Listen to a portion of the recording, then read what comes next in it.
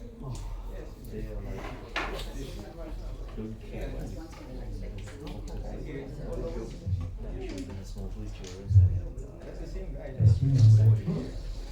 very good afternoon to ladies and gentlemen and students of ICOM. How are you guys doing today? Good.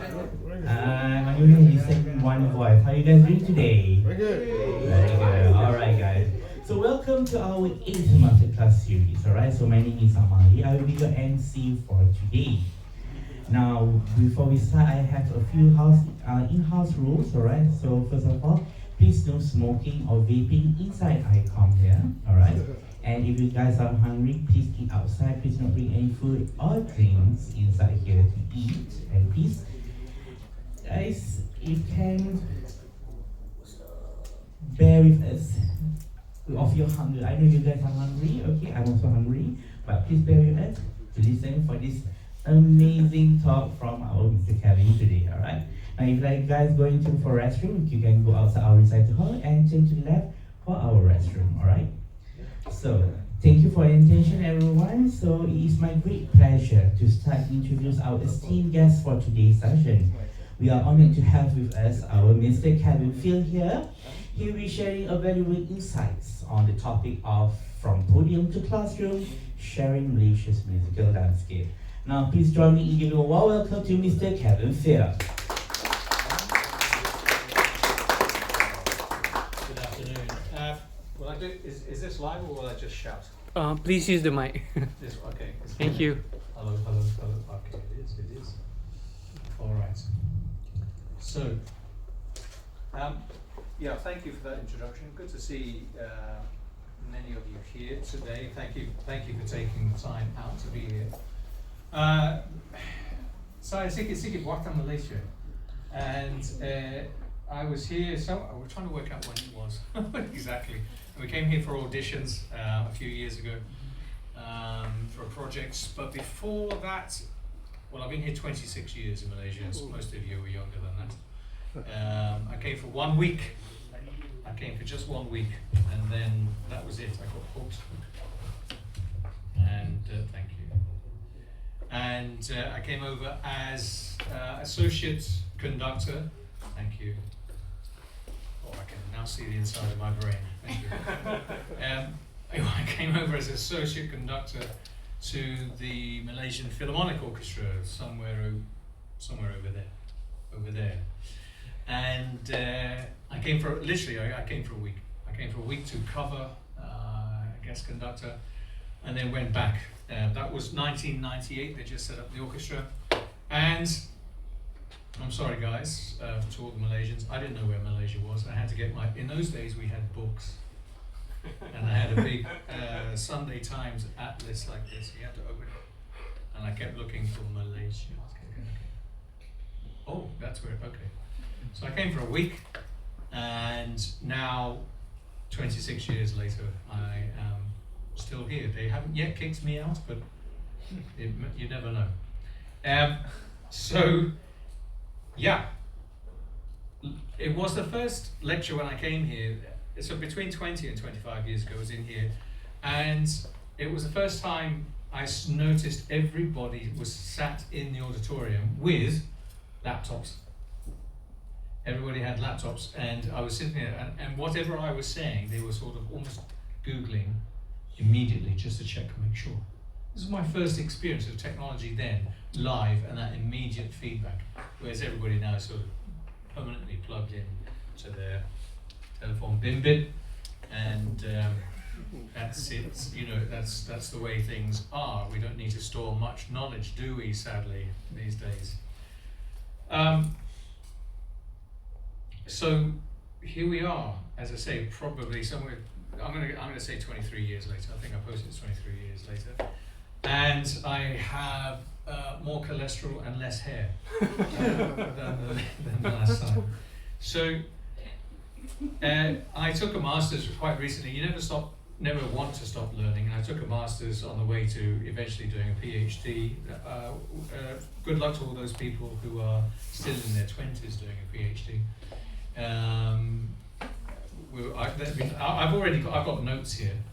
And I'm completely off of those notes already. Okay, so we'll just improvise from the get-go. You never stop learning. I took a master's degree in creative events management, because that's what I have. I have one foot in that side. I'm very good at administration, sadly, and planning. I have one foot in that camp, and I have one foot in the performance, practical side of being a musician. So I started playing drums in a marching band, and learning all by ear. That was in Leicester, a place called Leicester, in the middle of England, and got into an orchestra, did all of that, and studied basically, I was in a rock band, got a 7-piece Black Pearl export drum kit with hydraulic heads. That was a lot of car washing to get that drum kit. Eventually sold it so I could go and do a conducting course in the UK. That's how much the conducting course was. Just for 2 weeks was the equivalent of a Black Pearl export drum kit. Wow. With 3, and the cases and the cymbals and the throwing. Wow. Okay, so sold that to get on to do conducting, and I'd always been doing a little bit of conducting, but wish I had in some ways taken it up earlier. It is an old man's or an old woman's game. I have a colleague who says they don't want to be famous as a conductor until they're 70. Good luck. And they're right in some ways. It's like you ideally want to be a bit of an old cheese or a good wine. You want to be established. You want to have all that Bildung, I think the Germans call it, that world experience as much as you can. Because there's nothing an orchestra hates more than a young conductor coming up and telling them how to play Mozart or Bach or Shostakovich, anyone of the seminal canon. They don't like it. They just get on. I want a coffee break. Let's get lunch done, and let's get home and play with the kids or repaint the house or do whatever. That's the reality of it. Okay. So I came to Malaysia partly because they decided that they needed somebody to live here, be here. Their principal conductor, this is 96, 98, 97, 98, was Kees Bartels, a Dutch conductor. He was the founding conductor.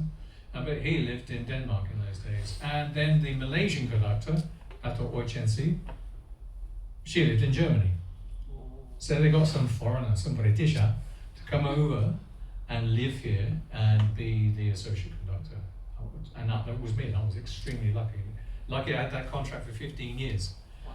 And I set up the MPO Forum for Malaysian Composers, the International Composers Award. I set all that up. I premiered over 40 works by Malaysian composers and over 180 works of living composers in Malaysia. That was back in the day when you could get into the Dewan Philharmonic Petronas for 35 ringgit. And that's what we did. We did rush hour concerts, new music. I was doing 70-minute programs of contemporary music. 6 shows a year, plus all the family fun days and the seminal classics. But I was basically there as a conductor, because as a cover conductor, because they needed somebody there living here. Well, surely there are conductors living here. This is the interesting thing. So part of my master's, going around in full circle, was to look back at the forum, the Malaysian Forum, the MPO Forum for Malaysian Composers, and see how I would reinvent it now as someone who spent 25 years then living in Asia as an Asian. Okay, so and that continues. I'm still fascinated by that cultural convergence. Okay, you have it in Japan. So you've got Japan, you've got Japanese, Korean orchestras, Japanese orchestras, essentially playing brilliantly the canon and the works of a Western art form, of a very, very different culture. This fascinates me. But when I first came, and I'm still learning, I'm still trying to work all of that out. When I first came here, we were shaking hands with everybody left, right, and centre. We got a lot of pushback, a lot of look, we came here to make a contract, to fulfill a contract. And that was to educate and perform, 50-50. 50% education. My non-disclosure agreement ended 7 years ago, so I can say what I like. But no, we came here as a 50-50 contract to entertain and to educate with MBO. So that was 1998. 105 musicians in that orchestra. That's when they had 19 first violins, 17 second violins. Okay, and all of that, and a very substantial budget, and bringing in musicians from all over the world to play in the demo philharmonic orchestras. And it is what it is now. It has shed its skin several times, and if you want to go and look up that history, please go and look up that history. You only need to go to slipdisc.com to find out what about that history. But it's a very positive thing.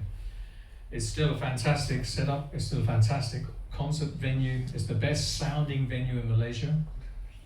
You don't need any of this, unless you're recording, unless you're working with an orchestra and a band. It's a good setup, and it's good sight lines. It's a really good venue to play in. It does have its areas, dead sound within the auditorium, but it is also slightly artificially enhanced in the sound with ambient miking. That's the same with many concert halls. If you go to the Royal Festival Hall in London, same thing. They've got mics placed in, so you still get a good reflective sound wherever you are. It's a fantastic venue, and I'm delighted to see that the venue at last is being opened up to the wider community. And that is fantastic, absolutely fantastic, because it does, as someone who runs the DBK orchestra once said to me, there's an orchestra run by taxpayers' money, and taxpayers should be allowed to play in the DFP. That is starting to happen, and that's absolutely fantastic. And good luck to that orchestra for its next 25, 28 years, 30 years. But that's partly, that's a big chunk of my life, being there and being a Matsade working as an associate conductor for an oil company, for an NGO, teaching a Western template, a Western symphonic form, which Edward Said would say is the way that Asia or the West has, I'm going to paraphrase, so don't quote me, infected soft power through the use of orchestras on Asia and the Middle East. That in itself is a fascinating subject to look into if you're new at that. Look into it, go and discover why. I don't have why. The answer is F1, Formula One. Why do many countries like to have an orchestra? F1. Why do many countries like to have F1? It's a status symbol, isn't it? Why many families have a piano. The first thing, get a piano. Can you play it? No. Well, I have a piano. Okay, well, a piano in the house. Okay, just a backup, just in case you don't get your engineering degree, your law degree, your accountancy degree. Okay, look here. Okay, so all of that.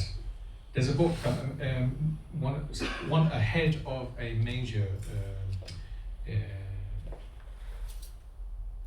Malaysian university says you should write it all down in a book. I said I need a very good lawyer first of all to write all this down. So I'm still here. It's a privilege to be here. I mean here, doing this in front of you, but also to almost go around full circle and hopefully go around, get to go around again as much as I can.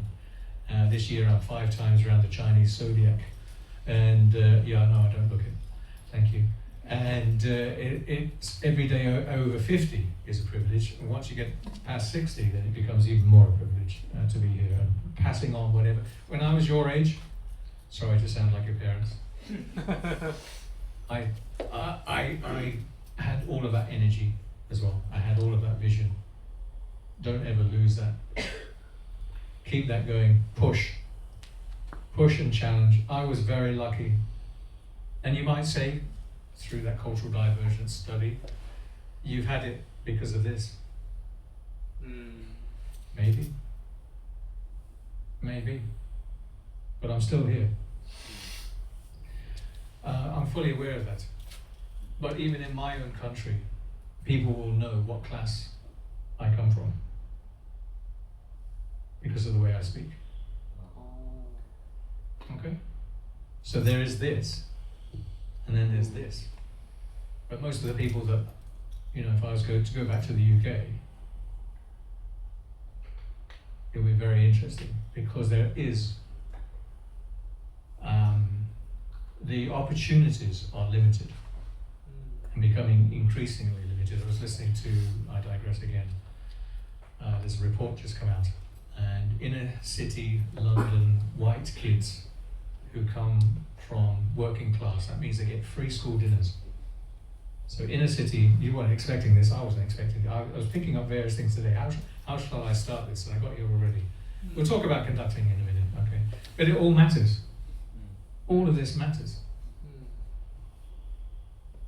It all matters. Everything that you experience from a day-to-day basis, no matter how mundane or routine or boring, please celebrate the boring and the routine. We are lucky to be living in a reasonably safe country right now, in a reasonably safe part of the world. We are lucky to be doing this. And I forgot where I was going, so I'll find it again eventually. So, working class white kids who are in a city are 23 months behind British Chinese kids. 23 months behind currently this year in education. The inner city Chinese kids are 27 months ahead of everybody else. What's going on? So my youngest children, when they came to Malaysia, were 6 months and 2.5 years, and they eventually had to go back to the UK. Otherwise, they will be counted as foreigners. To have a UK tertiary education. So they had to go back for 2 years. They went back into year 10 and spent 2 years struggling with the UK approach to state education. They went into state education. So it was a real challenge for them. So there's some things going on, there's some things amiss. And what we certainly noticed, and I've always noticed this, whether it's working in my youngest child goes to a state school. He doesn't go to an international school, he goes to a state school. He went straight into standard 1 with no Mandarin. He's fluent Mandarin. He's now at a state school, and at the end of this year he'll be fluent Bahasa. Thanks to his mum, both ways. Nothing to do with me. I used to be able to speak English. So, everything that, Malaysians, Asians, sweeping statement, I've got many of them, hungry for education, hungry for opportunities. You don't always, I don't experience it as much in Australia or South America. I was fortunate enough to work in Argentina, Ireland. My late wife was Irish, so my oldest kids were half Irish. So they went back in, they did a bit of Irish education as well. So we are Rajak. We are a Rajak family, and we put all of that into the music making of what it is that I do here. And I still continue to learn. And Malaysia is wonderful because it still offers surprises, even after so many years. But I count it as my first home. From here I live, from here I work, and here I continue to grow. And it is funny now with YouTube, etc. You can watch people, again, who look like me telling you all about Malaysia. And I found one. I don't know how this comes, on these algorithms. I don't know how it happens. So on the algorithms, I look up Claudia Bardo. You're about to see some Claudia Bardo later. And Carlos Kleiber. There's two conductors who I really just wish I was. And absolutely stunning. And yet, immediately after those two, the algorithms go up, white guy talking about Malaysia and dating in Malaysia. How does that work? Followed by these crazy guys, 3,000 guys who get on their mountain bikes and go down the Alps at 80 miles an hour. you seen that? Okay. Your phone is listening to me, so it will come up on your feed. Okay? Yeah, avalanche or something. Avalanche, mountain bikes, 80 kilometers an hour.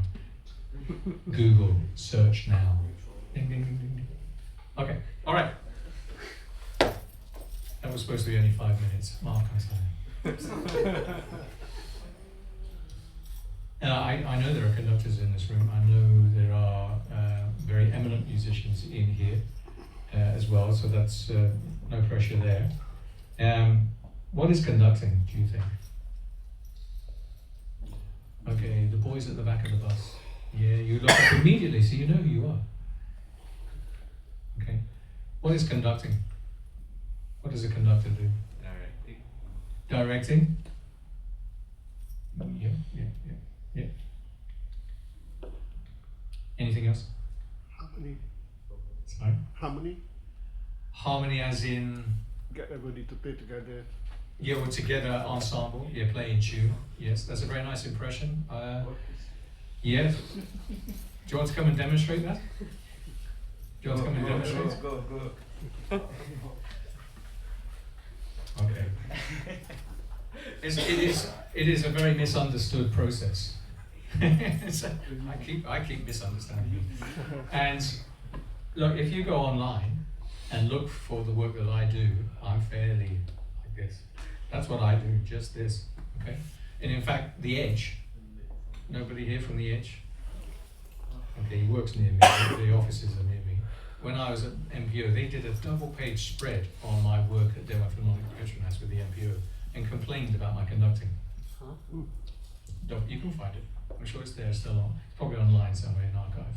Saying that the usher was waving their arms about more than Encik Padang on the stage. Okay? It's a brutal thing. It's a brutal thing. You're looking it up, aren't you? I can see you. Because of misconceptions, misconceptions, yeah, about what it is that we do. We are there to direct. We are there to put, hopefully get us in tune. Hopefully get us to an arrival point where we've all played together. So in short, there are a couple of students here that I've worked with, or a couple of humans, very fine musicians in this room that I've worked with over many years. They've heard some of this before, so Mark and I. You're basically in the rehearsal. You're saying no, in the best way, in the most constructive way that you can, so that when you get to a concert, you just say yes. One big yes, and you stand back. And you let them do it. And if that means this is all you're doing, great. That's how I do it, that's how a lot of people do it, and most conductors out there do it, because the orchestra I used to be in, Bournemouth Symphony Orchestra, we would do 44 weeks a year, probably 90 different programs, so nearly 2 programs a week with 2 different conductors. Next week 2 new conductors, wow. Next week 2 new conductors. So what does that orchestra have to do? That orchestra has to learn to play by itself. Metaphorically, heads down, listen to each other. Oh, this one's good. I did 8 years in Bournemouth Symphony Orchestra. Right now I could probably definitely say, without even thinking too much about it, I can remember the 2 major concerts that stood out. Anybody good at mathematics? It's maths with an S, by the way. I come from that land where maths with an S, not math. Anybody? What's 8 times 44? Come on. Yeah, that's quite a lot. So, sorry. What was that? 352. Okay, thank you very much. Hi. Okay, right. 352 programs, and I think of 2: Porgy and Bess with Andrew Litton and Tosca. Porgy and Bess with Andrew Litton, Tosca with Kay Sparkles. Okay, Kay Sparkles was the conductor here. Okay. 2. What do Porgy and Bess and Tosca have in common? What do they have in common? Opera. Yeah, opera. So that's quite an interesting observation, if you will, if it is at all. So, as a conductor, it's sometimes easier to be a guest conductor because you go in for 1 week and then clear off. And then maybe, you know, hopefully you get invited back. Anyone can go somewhere once. And that's not just conducting either. That's probably anywhere. What's the one thing, if you're not a conductor, what must you be able to do very, very well? Sight read. You must be able to sight read, do sight read. Okay, so, and the strange thing is, look, I've got three of these things here. Okay, good. Just three. Why have I got three? Well, this one's in B flat. This one's in A, and this little one is E flat. Okay. Are you with me? Yeah. Okay, thank you. All right, what do they all do? They don't do anything. They're different grips. So it's all about this and here, and having a balance in the fulcrum. Okay. So when you don't have to use a baton, you can just use your hands or a pencil, 2B pencil, 6B pencil, whatever it is. What do you think is the most important beat for a conductor? Not for a conductor? How selfish, Marv. The most important beat for the ensemble or the orchestra. What's the most important beat? Shush, you two. Anybody? Okay. I want you to make some kind of sound. Okay, are you ready? I haven't started yet, it's the pillar in the way, okay? So we all start like this, absolutely. Start with silence.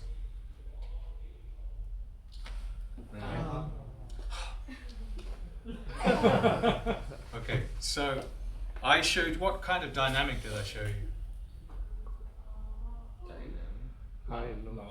Fairly loud, yeah?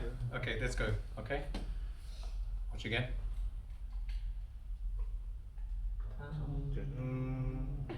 Okay, interesting. Okay, what's the most important? We'll come back to that. Okay, I have a rehearsal space a bit like this as well at Bentley Music Academy. It's got a great big pillar in the middle. What's the most important beat? And you call it and. Okay, or the upbeat. That's the upbeat. A lot of people I talk. We'll go from the upbeat, and the students say, "What are you talking about? Upbeat?" It's just a vernacular. It's an upbeat. In fact. Or anacrusis, upbeat, fourth beat, or whatever. It depends what the last beat is, isn't it? Of course.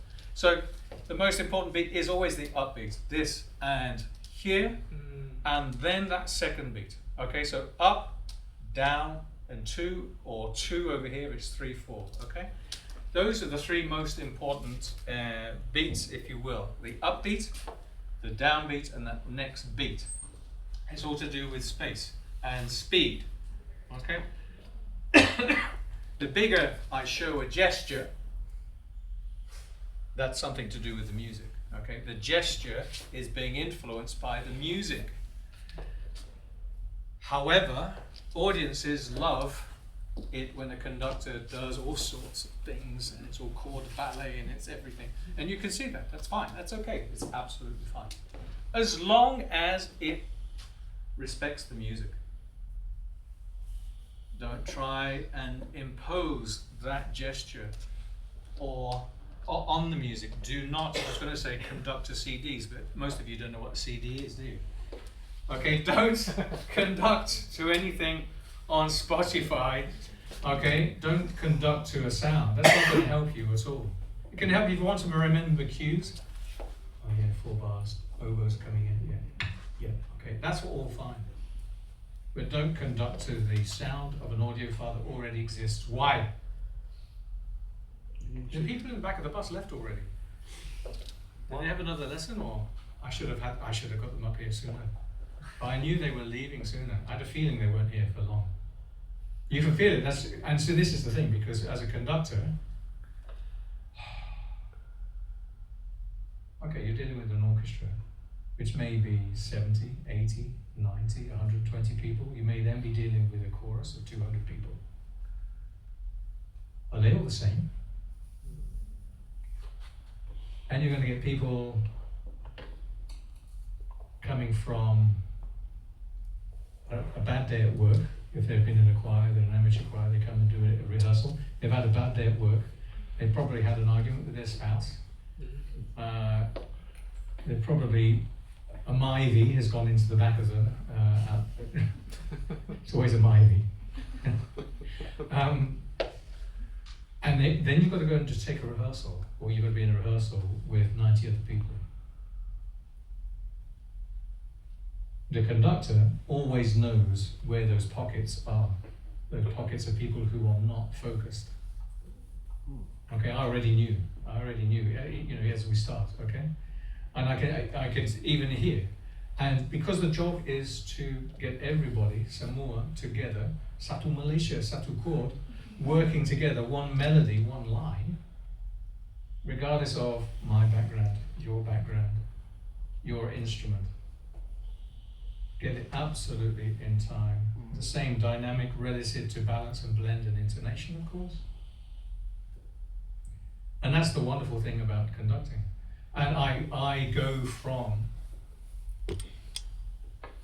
being an absolute dictator on stage, but with a small d in rehearsals, to being a clown.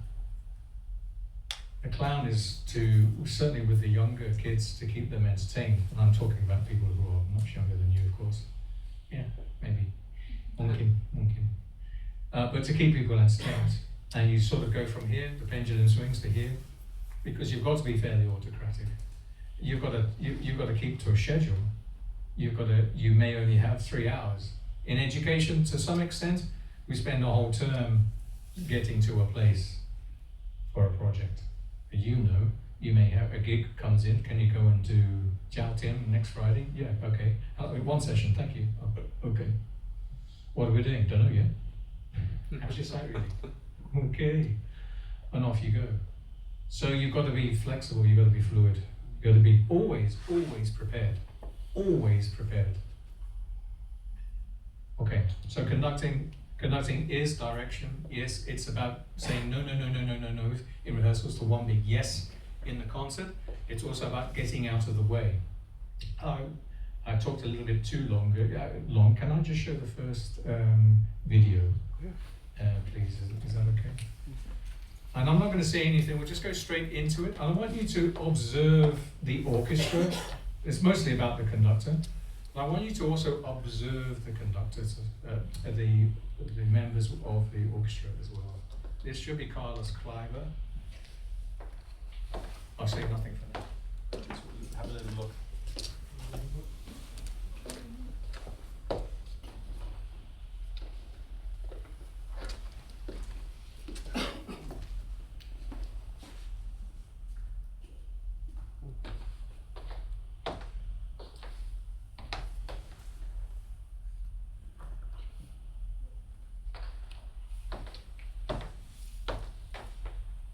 If there's a problem, or I can just send you the links anyway via some. You can find Carlos Kleiber rehearsing.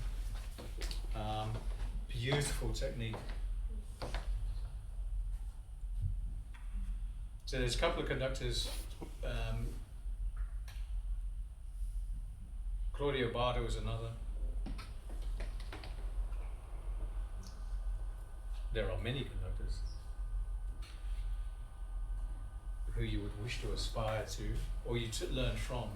You'll find that a lot of percussionists end up becoming conductors, partly because they spend, orchestral percussionists, because they spend a lot of time counting, waiting, so they watch, they do a lot of observation. So a lot of percussionists end up, a lot of pianists as well.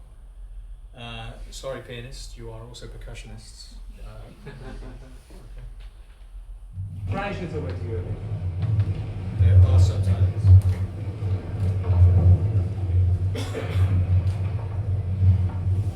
Watch his stance, his manner.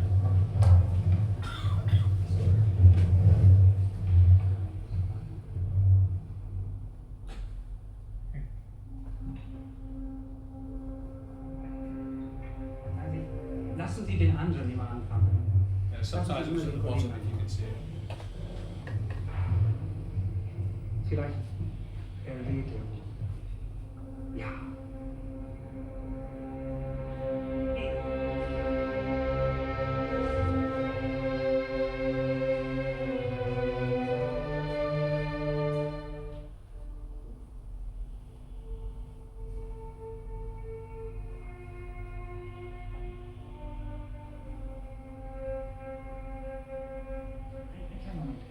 Ich glaube, wir werden das erste Mal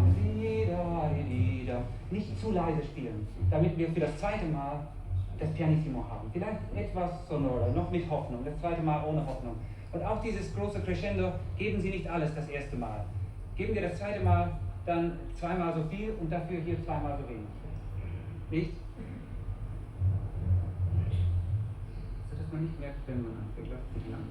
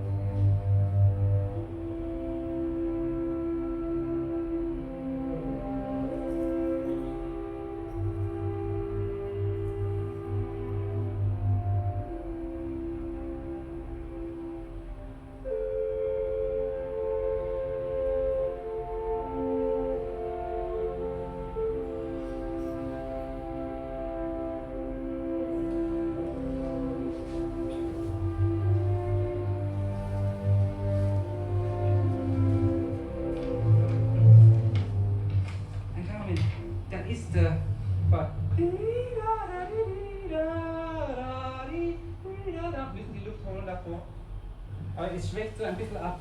Das ist die 6 nach der Fermat, ne? Nicht zu viel, Freund.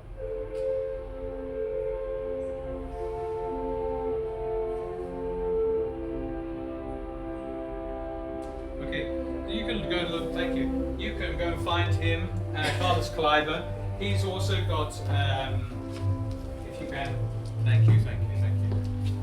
You can actually find him doing a rehearsal like this of Die Fledermaus, Johann Strauss. That's a very good one to look at because he's much younger, and the orchestra are quite patient. And there's this whole thing about being a certain age without sort of showing off too much. He knows his stuff, obviously. And even in here, the atmosphere. I mean, how long ago is that? 1950s, 1960s. Okay, he had you. The atmosphere in here from the grave was extraordinary because you were focused. Yes, you can feel it. You can just, and all of that I just said about being the upbeat being the most important, completely out the window because there was no. He just wanted that. There's a couple of pieces that do start like that. You just wait for the other person, off you go. That's one. The other is Tchaikovsky, Pathetique Symphony No. 6.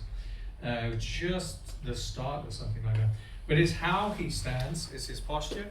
And I say to all my students, do as I ask, not as I do. Being able to stand up well and have this. And what you're looking for is this thing here. This is the ictus, or it's the end of the baton, but you're looking for the ictus, the pulse. Yeah, I think it's Greek or Latin to push, ictus, just to push. And no matter how legato what you're doing is just even something here, just a little bit of this. That's quite legato here. So what I'm doing is I'm picking the sound up. A lot of audience will say, well, the orchestra's playing late. Well, actually, in Europe, that does happen. Certainly in Europe, certainly with certain classic repertoire, Brahms especially. These are really sweeping statements because I don't have long already. But you'll find that the orchestra will do that. how am I supposed to work with it? Okay. Or if you can be time. Okay? So a sense of time. You can have really good rhythm. If you ain't got any time, that rhythm's a waste of time. Excuse me, there's no pun there. This is a tire. This is the tire on that Myvi. Ooh, hello. They're supposed to join there, so bear with me, okay? Alright, and there's the middle of the beat, okay? Alright? And we're going in that direction, okay? That's Brahms at the back of the beat. Or funk, playing right at the back of the beat. And if you're playing American music, you want to be right at the front or right down the middle. And I don't think that just applies to classical music, whatever classical music is. That term is an anomaly because that's just a period of time bearing, I should say, orchestral music or symphonic music. And orchestras these days are playing everything. In fact, there's more orchestral music being written now in the genre and medium that is gaming. Especially those games that come out with a new patch every month, they've got to re-record new stuff. If you want to work as a composer, arranger, orchestrator, you want to get into the gaming side of things. Okay, all right. So that's the sort of the front, the back of the beat going that way. Excuse me, that is supposed to touch, but there we are. So an orchestra, pa-pam, will tend to do that. Or if you or pa-pa-pa-pa-pa-pa-ka-ti. Okay. Some music, even though that's Beethoven, you can't have them too much behind that beat because that's 2/4 in one. And a lot of people think that's a triplet. Pa-ka-da-ti, triplet. No, it's not. It's 4 quavers. Pa-pa-pa-pa, ka-ka-ka-ka. All right, I digress. Okay. So what I do with my beat, my technique is extremely pragmatic. It's what the orchestra or the choir needs at that moment. I do spend a lot of time heads down, okay? And I'm looking and I'm listening. What are you doing? You're comparing, you're comparing your preparation. You're comparing the data in the score with what you prepared, with the version that's in your head, with what it is that you are then hearing. You're comparing the two. And that's what you rehearse. It doesn't mean that they're being absolutely wrong to the score. It's just being different to the version that you want. That is a dreaded word called interpretation. Be true to the score as much as you can, as you see it, your truth, and all of that, etc., etc. What I'm doing then is, yes, I am. If this is again, we're back to that line. What I'm doing is my beat is I'm grabbing the sound here. What? Yeah. Okay. So I've grabbed the sound here, and usually, bam, I've gone under the beat, and then I'm taking the orchestra will play, whatever it happens to be. That speed of this up and down and here is relative to the tempo of the piece of music. Okay, it can still be. What happens when you're working with community orchestras is that they will beat you to it. They play here. Okay, when you're playing with German orchestras, play here. Okay, all right. So there's all of that. It's how do you respond? What do you want? Do you adjust? You say, okay. Juan Montoya, he had a very good thing when he was working with Chaos City Opera. He would just, when everything's moving and it's slightly adrift, because your singers are 60 feet over there, your violins are 20 feet over there, and the basses, well, maybe they're over there, we don't know. He would just put his hand and just do this. And that is like a universal sign. Everybody follow this beat. Okay, I need you there. Okay, doesn't matter where you are. Just follow that beat, okay? Because you're going to hear things different. You're going to be in different places on the stage, okay? So, all these beat patterns, all these beat patterns, we use a lapel mic, sorry. All these beat patterns are fairly straightforward and logical, okay? So, 1, 2, 3, 4. 1, 2, 3. And that's literally almost as I do it, okay? 1, 2, etc., etc., etc., etc. And then there are various. There's a Latin 2, Latin 6 that can come out of that 2, and a German 6 that can come out of this 3 subdivided. But basically, all the time, it looks like something, from accident and emergency, and here's your result. You've got 2 4/4s and a 3/4. I do apologise. Okay, but it's all about that sense of time going through there, and picking that sound up. I cannot tell you how important that is to pick that sound up and put it there. So I spent a semester. I got a grant from the Arts Council of Great Britain. I went over to Russia, studied at St. Petersburg, and with a gentleman called Ilya Muzin. It's all about circles, kist. It's all about circles. And it's a lot of choreography with the Russian school and the Finnish school as well. It's all here, okay? But he was also about this. Pick the sound up, take it, and literally would have books on the table, pick the sound up, get your hand here, get it over. Get your hand over. Because if you're doing a beat which is like this, where's 2, where's 3? It's just a line, okay? Cross-court backhand with topspin. That's, so try and find a way to make sure you are clearly showing the beat each time where that is with the ictus on the baton or the pencil, or if you're Gergier, with a little toothpick, okay? He sometimes does that. So all of that can be done in one session in terms of the beat patterns itself, or those beat patterns depends on the time signature that we're working with.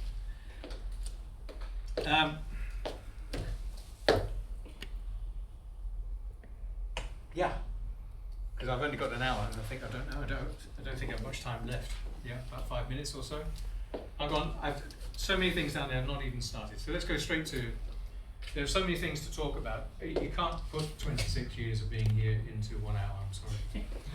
I do my best. All right. Look, we've got a little workshop on Saturday afternoon. You can come along to see that. That's at Bentley Music Academy. You can come along to that. I do something called the Conductors Circle, do one-to-one tuition or group tuition. If you're really interested, you track me down. If you really want to do it, and there are people who I know, do track me down. Follow me everywhere. I'm sorry. Come to the rehearsals. If you are really interested, you find that, you annoy that person, and with care, you annoy them. And not weirdly, just sort of, is it possible? I now work for an orchestra, Tutan Festival Orchestra, and that is growing rapidly. We've got maybe 6 shows next year.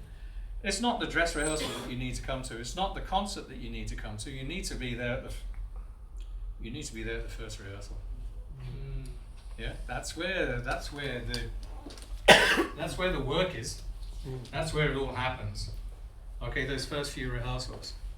And what's impressive about that orchestra is, it's Rojak, it's a bit of DBK, it's a bit of RTM, it's NSO, it's MPO players. When they let them out of their cage, they're allowed out to play, and put the whole orchestra together. And we put that orchestra together in a Monday night, Tuesday night, Wednesday night, Thursday night, do a show Friday. 7 till 10, 7 till 10, 7 till 10, 7 till 10 with a 20-minute break. And that's 90 minutes of music. The next show is 108 minutes of music. Somehow. Okay, we do that. And people say, oh, we did an interview, BFM, and I can't remember her name, front row. She said, how are the rehearsals going? And I didn't dare say, we haven't started. We don't start till next Monday. Because that's the reality. So when I was with Bournemouth Symphony Orchestra, we were Monday 10 to 1, 2 to 5, Tuesday 10 to 1, 2 to 5, Wednesday afternoon 2:30, 5:30, 7:30 show. Thursday, get on a bus for 3 hours. Go and do that show with a 1 hour sits pro. Thank you very much, come back. Come back and chisel the ice off of your car in the middle of February at 1 a.m. Okay? Friday, go and travel the country. I did 35,000 miles in a Peugeot. It was nearly a Proton Sardo. Peugeot or Proton Sardo. Aerodeck, do you remember the Aerodeck? Yeah. Peugeot. Okay, so we did 35,000 miles in 1 year. Traveling and playing those concerts. So that's the reality of it. All these people are clocking in and doing other jobs. That's the incredible thing about arts and performing arts in Malaysia, is that we all have to, myself included, we do another job to do the thing that we really want to be doing. I really want to be conducting, but I'm also very good at administration. Okay? But I really want to do conducting and more of it. Okay? You guys are currently doing this and doing whatever you need to do to make sure you can hear here, get on with people. That's the other thing, getting on with, sight read, know everything. I've worked over with a relation of Irene over in Zurich, in Aarau, in the Zurich Youth Jazz Orchestra. And the director of that, Fritz Reynolds, he brings over, and we got them all over once here to MPYO. That was an amazing project. Thank you. We got them. He gets them all. He gets all these top cats. They really are. They call each other cats. Okay, it's wonderful. They got all these cats over from LA and Chicago, New York. Okay, and he brings them over to this beautiful city in Zurich, and these kids get to sit side by side the leading jazz funk players on the planet. But what impressed me about all of these guys, and they were mostly guys, they knew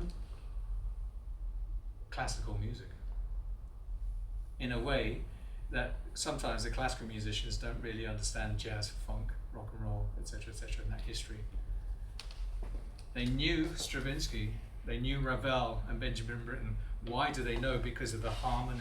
They understand harmony, and they've got amazing ears. They know immediately, oh yeah, backdoor 2-5, thank you very much, thank you. I'm sorry, what page? This is 4-4. Okay, so they know how Stravinsky uses time and harmony and how Ravel does it. They're classical guys because we are told how to do it, when to do it, how long is that short note, how short is that long note, because we have a piece of paper. It takes us a bit longer. You take the scariest thing for a classical musician, just take this away from him or her. Take that away from an orchestral musician. Swimming. Okay, but a lot of you here who are used to playing without charts or just a lead chart, yes? Yes? You can go anywhere, yes? Let's now do it up a tone. Yikes. That's an easy one though, isn't it? Okay, so make sure you can sight read, make sure you get on with people, make sure you know your stuff, make sure you know the pedigree, the history, the culture, respect, and respect yourself.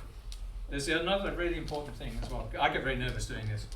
This is worse than standing in front of an audience in an orchestra. Just, I don't mean not your voice, this is just, I get very nervous doing this.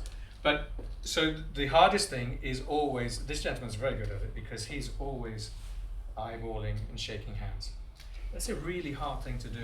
And in our business, we have to do it so much more. And I realize in some cultures, I got into trouble with some cultures in Malaysia because I go to shake a hand of a Malay lady and I can't, and I still forget that's not always the case. I can't do that. So I go and shake hands and, hello, how are you? Yeah, pleased to meet you. Yeah, okay, all right. I know you, so that doesn't really count. So that's okay.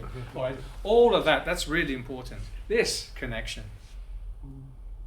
no matter where we are on the spectrum, we are all on the spectrum. Don't kid yourselves that you're not on it.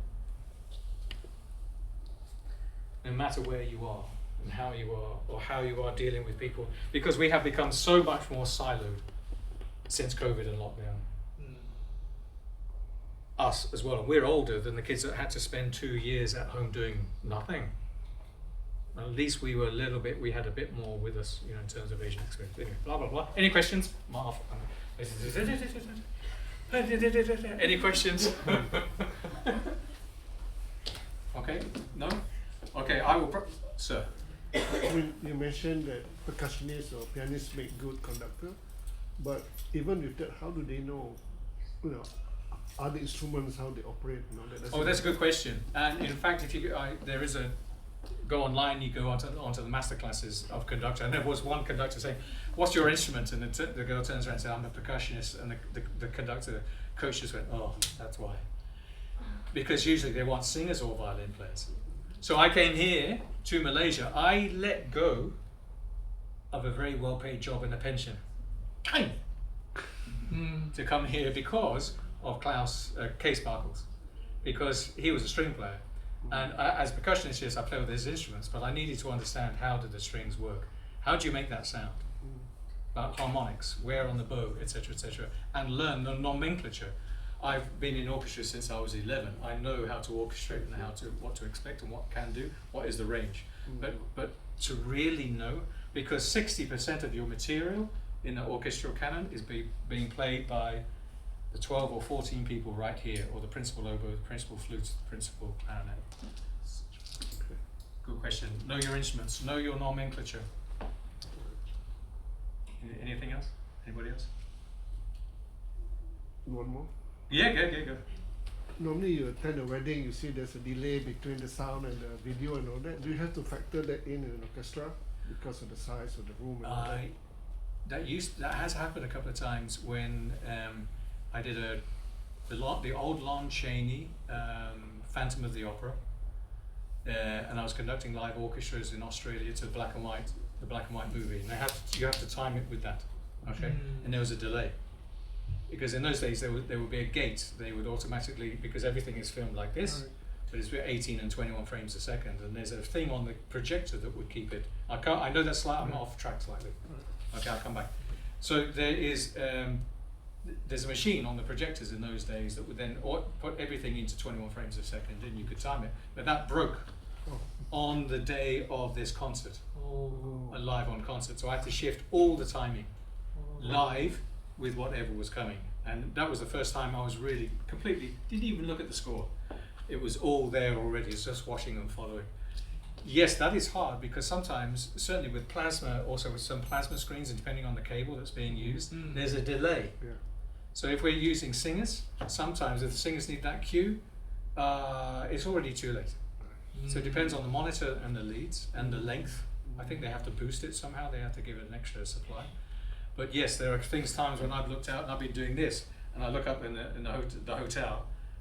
One World has a massive banquet hall in there. They've got big screens everywhere, and you can see yourself like this, and you're doing this, but the screen is doing this, and that's quite scary. Don't look. Don't look. Any other? Look, this is my experience. Okay.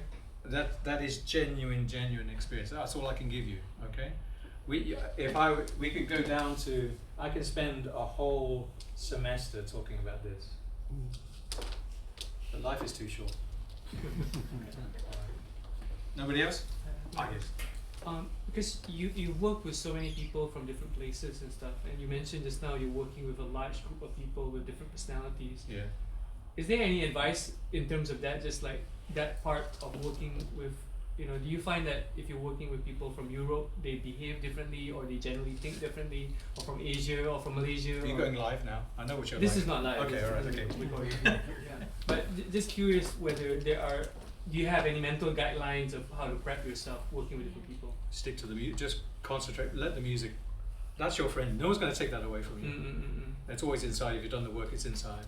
So even if the projector fails, or the sound goes, or you mic has gone in the back of your car or whatever, you stick to the music, stay with that music, and they will see whatever it is. They will see that you are being genuine to the music, not necessarily to their expense, but be inclusive. And that's the other thing, is to be, there are all of these gestures can be very offensive at times. Yes. Yes. So you've got to be very careful with. I don't mean necessarily interracial type things, but certainly you've got to be very careful. You want to be able to include people with those gestures and invite them to play, and all of those gestures are so super important. That's the hardest thing, is to integrate those, because you often find a lot of student conductors have a problem working out what to do with the hand that they're not conducting with.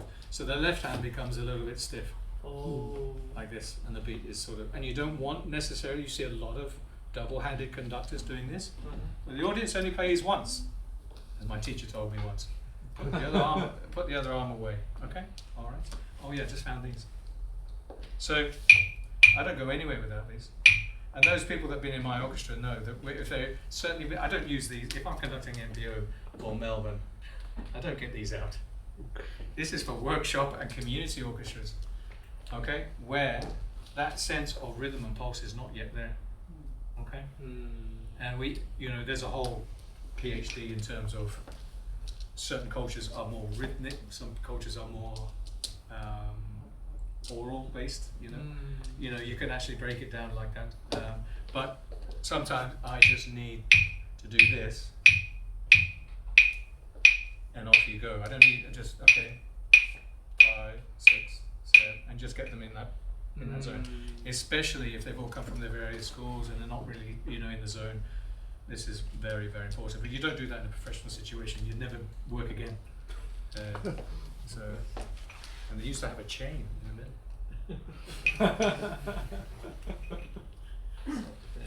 What? Self-defense. Self-defense, absolutely. You never know. Okay, anybody else? Give it a go. If you never had a go, give it a go. Track me down. You know, I work over there somewhere. Track me down and go and look it up online. Go and look stuff up. Yeah. Usually, the people who are in black and white really know their stuff, and they are less affected by the zeitgeist, which is TikTok. And on that note, thank you very much. Thank you.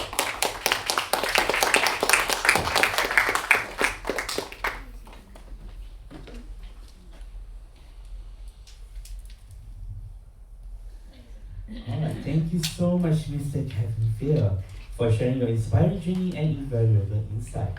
Now your experience with it has truly given us a fresh perspective and making a difference in the music industry and beyond.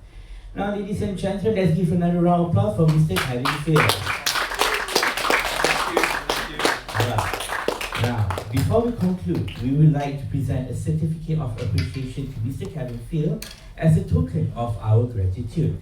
I would like to invite Miss Irene to the stage to present the certificate. Oh, and if you're conducting, don't wear your watch. Never wear a watch while you're conducting.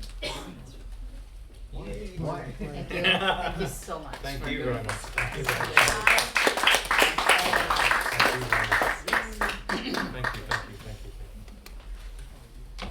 Alright, now ladies and gentlemen, I would like to welcome all of you onto the stage to take a group photo with Mr. Kevin.